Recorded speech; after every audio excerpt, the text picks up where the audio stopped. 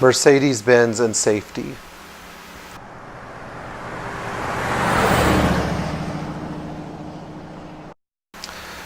We all hear about what safe cars Mercedes are, and I think that generally as the marque progresses, this is one area where they really have not fallen off the wagon. In fact, I tell people who are buying new Mercedes that the best reason to buy one is because they're safe cars. Just because there's so many terrible drivers in today's world. You know, it really helps to have a safe car. So the first thing I would say is if you live in a city where there's just a lot of traffic and a lot of bad drivers, like Orlando, Florida. In fact, Florida has some of the worst drivers in the country.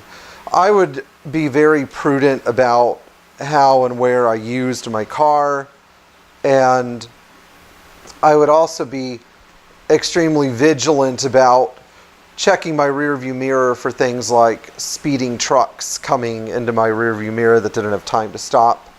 Always have an escape route planned, etc., etc. Now, having been in several accidents with Mercedes over the years, not necessarily because I was a bad driver, but because I was under some dire circumstances, I'm actually going to talk about the three accidents I did have and how I dealt with them and what exactly happened to the car. I don't like talking about this stuff. It's kind of a painful topic to me, but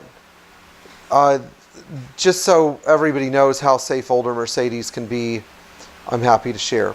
The first one was a 1969 220D that I drove all the time. The car was not totaled after the accident, but it was amazing because the rear left quarter panel got hit by a pickup truck that was speeding along at 60 miles an hour in a 55 mile an hour zone.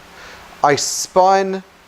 The rear left quarter panel was pretty bad, but considering that the truck hit me going so fast and more of the car wasn't damaged, I was pretty amazed. The car just deflected easily.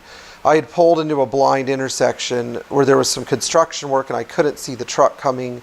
And when I was trying to release the clutch pedal, I just froze when I saw the truck and I could not get out of the way. Had nothing to do with the performance of the car. The second accident occurred August 31st, 2009. I was working on a 1972 350 SL.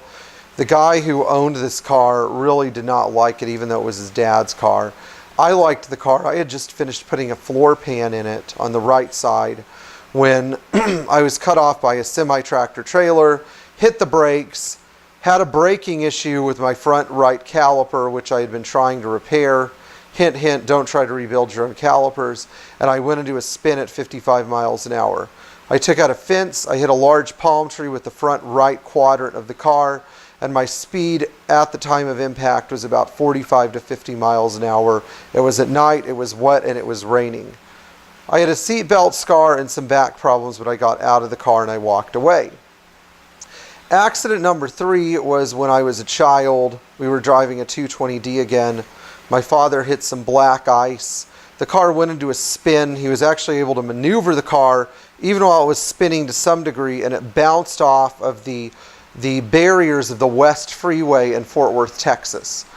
After the car lost some of its momentum, my dad was able to regain control and actually proceeded at a straight line, which I think speaks more about his driving ability than it does the car.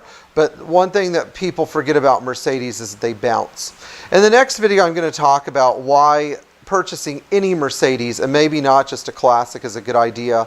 I'm going to share a difficult topic with you about something not so great that happened this past week. So stay tuned, and please share this video if you're interested in Mercedes safety.